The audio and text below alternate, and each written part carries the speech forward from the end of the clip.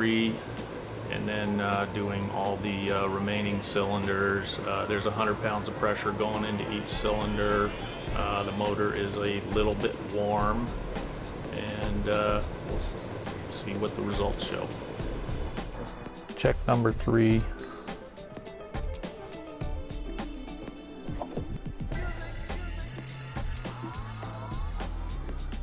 Gauge is zeroed.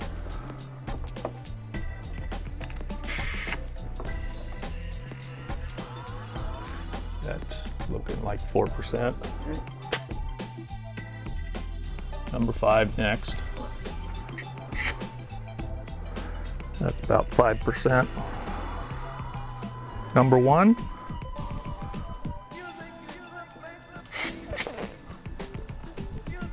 Sitting at 5%.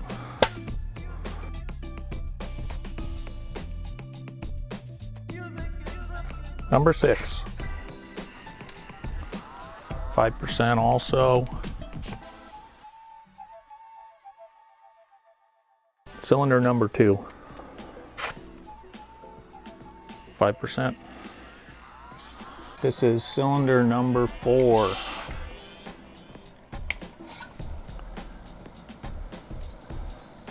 5%.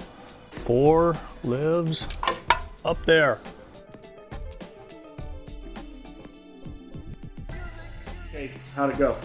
Well, it did as good as you could hope to on a 30,000 mile car. Basically showing no wear and tear on the valves or the rings. And, 4 to 5% range is what we would hope to have out of a low miles race motor that's broken in already and sealed up nice and tight. Leakdown test is actually more accurate than a cranking compression test. Those numbers can vary by 5 or 10 pounds.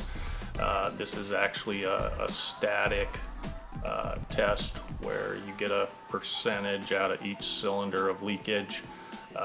Below 10% is in the good range as far as leakage in the cylinder.